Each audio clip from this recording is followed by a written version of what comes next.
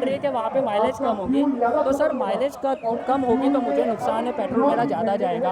और E10 में हमारा कुछ 15-20 हज़ार करोड़ ही बचता है। तो थिंग इसके पहले इकोसिस्टम डेवलप कर लो, फिर इथेनॉल 100% सॉल्यूशन बना दो। झारखंड रिपोर्टर के मेरे सभी दर्शकों को जोहार। दर्शकों, दिल्ली के जंतर मंतर पर जहां एक और कॉकरोच जनता पार्टी का प्रदर्शन चल रहा है नीट और अन्य मुद्दों को लेकर, वहीं आज यानी रविवार को एक नए प्रोटेस्ट का भी आगाज हुआ है जो कि इथेनॉल पॉलिसी के विरुद्ध है।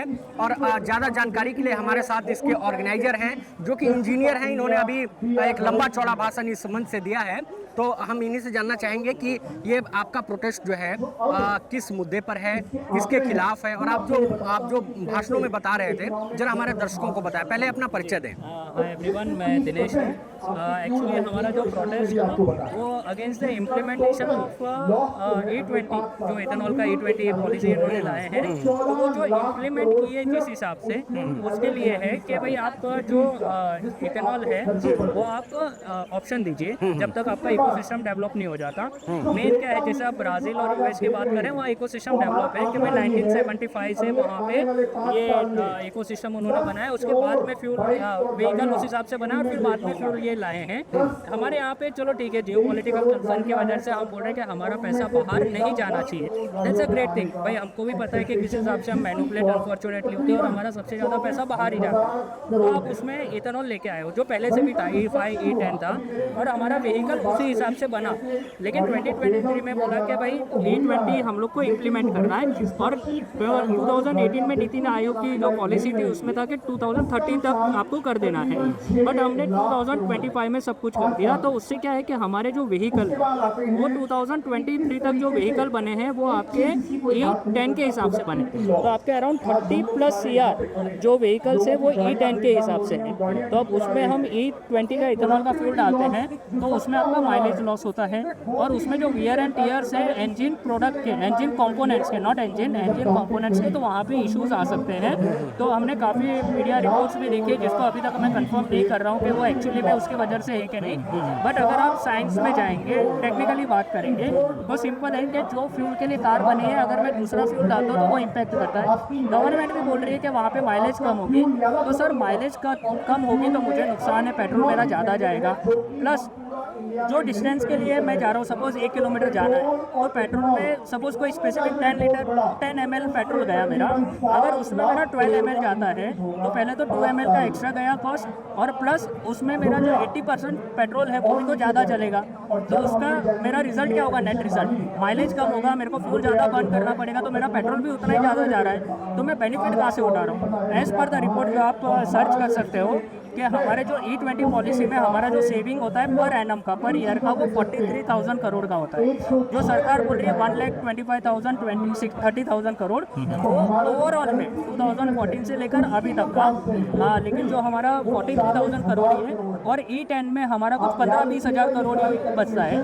तो आपका जो डिफरेंस देखेंगे अराउंड 20,000 करोड़ है। तो आप 20,000 करोड़, मैं एक चीज़ जानना चाहूँगा कि देश का पैसा बचे, सरकार का पैसा बचे, लेकिन ग्राहकों का, जनता का, जो कि व्हीकल ऑनर हैं, उसका इसमें क्या फ़ायदा है? एग्जैक्टली सर, वही हमारा मुद्दा है कि ठीक है, फार्मर को पैसा मिल रहा है, सरकार का पैसा बच रहा है, और भाई हम सब नेशनलिस्ट हैं, तो हमको भी यही है कि सरकार को बचेगा तो हमको ही फ़ायदा होगा, और ये फार्मर्स को ही जाएगा तो हमारी इकोनॉमी डेवलप होगी कि पैसा अंदर ही रहेगा। लेकिन सर पैसा अंदर रहेगा, लेकिन वो पैसा मेरे जेब से लॉस में जा रहा है।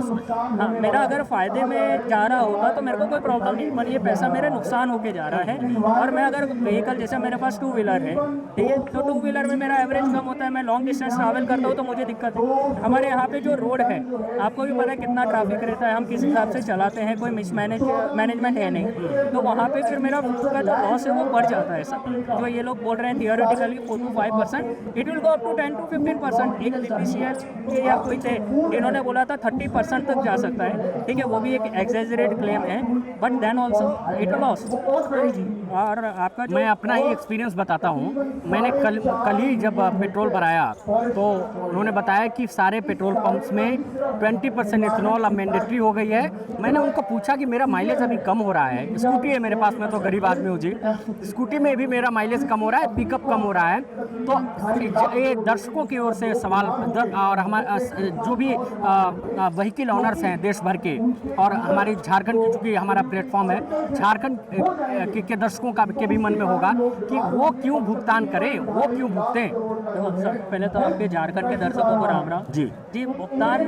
देखो उसमें ऐसा है कि सरकार ये चाहती है कि हमारा ये बचे पैसा, लेकिन अब वो पैसा मेरे से जा रहा है। मैंने 15% टैक्स दे चुका, 15% यानी 15 साल का, सॉरी नॉट 15%, 15 साल का मैं टैक्स दे चुका। तो मैं चाहता हूँ भाई, मेरे ऑलरेडी बहुत सारे प्रॉब्लम्स हैं कि भाई मैं जॉब, बारिश, जाने महंगाई, इन्फ्लेशन तो है ही, ठीक है। तो इसमें मेरा एक और लॉस है। अच्छा, जो गवर्नमेंट बोल रहे हैं कि थोड़ा बहुत नुकसान चलते चलते अगर मेरे व्हीकल में प्रॉब्लम आता है, इंश्योरेंस में चलो कवर आप बोल रहे हो जाएगा, बट मुझे वहाँ पे ले जाना, मेरा व्हीकल रखना और अगेन एंड अगेन प्रॉब्लम्स बहुत है, तो उसमें वो डिफिकल्टी हो जाता है। तो ये रिक्वेस्ट है कि प्लीज़ जब तक ये नहीं हो जाता, आप प्लीज ऑप्शन रखिए E10 का, फिर आप इम्प्लीमेंट कर दीजिए। किसने क्या, कौन बोल रहा है? अंत में आप लोग अपना परिचय भी दीजिए कि कौन लोग हैं आप सब।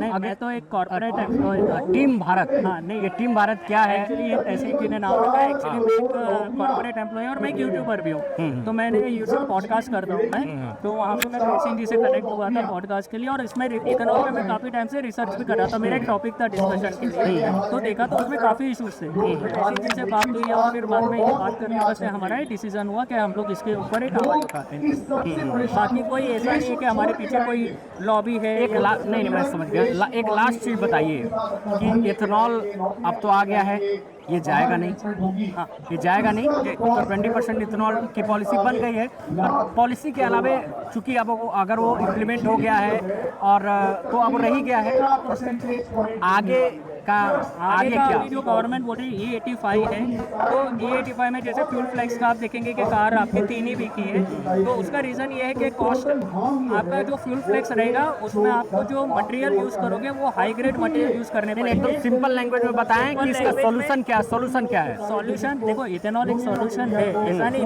है, बट द थिंग इज के पहले इकोसिस्टम डेवलप कर लो, फिर इथेनॉल 100% सॉल्यूशन। इकोसिस्टम के मतलब क्या? इकोसिस्टम मतलब जो व्हीकल्स मेरे हैं, जो वो सारे E20 में या E85 कंप्लाई हो जाए, मैक्सिमम 90% जितने कंप्लाई हो जाए, प्लस और जो मेरे फ्यूल टैंक्स हैं वो फ्यूल टैंक मेरे जो है वो उस हिसाब से अपडेट किए जाए।